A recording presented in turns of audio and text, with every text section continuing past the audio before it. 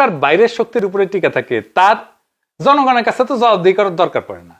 ভোটের ভয় নাই, জনমতের ভয় নাই। কিন্তু বাইরের দুনিয়া তো তারে ইন্ডিয়া দিয়ে ম্যানেজ করলো, কিন্তু ভিতরের সমাজ সেটারে কিভাবে ম্যানেজ করবে? সে ভিতরের জনগোষ্ঠীকে ম্যানেজ করে রাখতে রাষ্ট্রের সম্পদ ব্যবহার করে। কেমনে?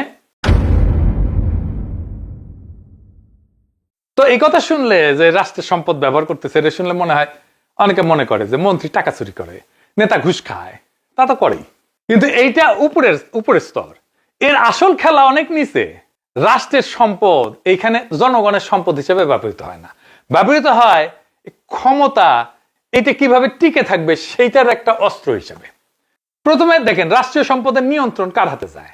যখন সরকারের রাজনৈতিক বৈধতা দুর্বল, সে তখন জনগণের উপরে তো ভর করতে পারে না। সে তখন রাষ্ট্রের 3টা গুরুত্বপূর্ণ জায়গা নিজেদের দখলে আনে। কোন কোন জায়গা? ব্যাংক আর আর্থিক প্রতিষ্ঠান, লাইসেন্স, টেন্ডার, তারপরে রেগুলেটরি ক্ষমতা, 3 নাম্বার হইতেছে আইন প্রয়োগ এবং ছাড় দেওয়ার ক্ষমতা। এগুলো হলো রাষ্ট্রের সবচেয়ে শক্তিশালী সম্পদ। এইটার জন্যই ক্ষমতায় যাওয়ার জন্য সবাই দেওয়ানা। এই জিনিস দিয়ে টাকা তৈরি হয় না, কিন্তু এটা দিয়ে ক্ষমতা তৈরি হয়।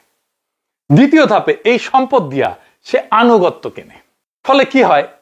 ব্যাংক লোন যায় রাজনৈতিক ঘনিষ্ঠ গ্রুপে। আপনি তো জানেন কেমনে ব্যাংকের লোন গেছে, কারা পাইছে। খেলাপি হইলে মামলা হয় না। দেশে খেলাপি ঋণ কেন এত বেশি? সবগুলো ব্যাংক প্রায় ধ্বংস হওয়ার পর্যায়ে আছে। টেন্ডার যায় নিজের লোকের কাছে, কর্মকূপ পায় স্ট্র্যাটেজিক ব্যবসা। এস আলমের 3000 কোটি টাকার বেশি কর্মকূপ করেছিল 1 বছরে হাসিনা। দেখেন, শুধু তাই না, 2320 কোটি টাকার ব্যাংকের সুদ এটা ময়কুব করে দেয়, বাংলাদেশ ব্যাংকে দিয়ে চাপ দেওয়ায়। দেখেন তো, এইখানে শুধু রাষ্ট্রের টাকা চুরি হয় না, শুধু রাষ্ট্রের ভবিষ্যতের সম্পদ বন্ধক রাখা হয়। ব্যাংক বাজাইতে মূলধন দেয় না, এটি কি? আপনার আমার ট্যাক্সের টাকা, যেটা ভবিষ্যতে আসবে সেটা দিয়ে দেয় সরকার। আপনার আমার ভবিষ্যতের টাকা দিয়া এই লুটপাটের ফলে দুর্বল ব্যাংকগুলোকে বাঁচায়। মানে আপনার আমার টাকা চলে গেল, এটাই ক্ষমতা টেকায় রাখার বিনিময়।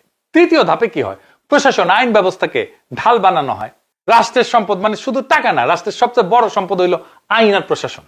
যে সরকারের টিকে থাকতে চায়, সে নিজের লোক বানায়, তার একটা অনুগত আমলাতন্ত্র বানায়, ব্যুরোক্রেসি বানায়। এই ব্যুরোক্রেসি আপাদমস্তক করা বাংলাদেশের। আপনি 100-এ একটা অনেস্ট অফিসার খুঁজে পাবেন কিনা জানি না। সবার প্রচুর সম্পদ, বিদেশে সেটেল করে। এতই সোজা বিদেশে সেটেল করা, এত টাকা বেতন পায়। ওরা যেই টাকা বেতন পায় মাসে, ওই টাকা 7 দিনে খরচা হয়ে যাবে। 7 দিনে যে কোনো মিডল ক্লাস ফ্যামিলি 7 দিনে খরচা হয়ে যাবে ইউরোপে আসলে। আর ও যেই টাকা রিটায়ারমেন্টের বেনিফিট পায়, ওই টাকা দিয়ে সে 1 বছরও চলতে পারবে না। তাহলে বিদেশে বাড়ি হয় কেমনে ওদের? এরা দুর্নীতির অবাধ লাইসেন্স পায়, বিনিময়ে সে প্রশাসনকে দলের কাজে লাগায়, ভোট কারচুপিতে লাগায়, দমন পীড়নে লাগায়। এই যে নৈশ ভোট, ফাঁকা মাঠে ভোট, এটা কারা করেছে? এই প্রশাসন। তো এখনো প্রফেসর ইউনূসের সরকার যে প্রশাসনের উপর ভর করে আছে, এই প্রশাসনই করেছে। এরা এখন লাইন লাগাচ্ছে তারেক রহমানের পিছে। এই যে দেখেন, তারেক রহমান আসছে, বাংলাদেশ কাঁপিচ্ছে, উঠে গেছে 2 আমলা। এর ছবি আরো আছে।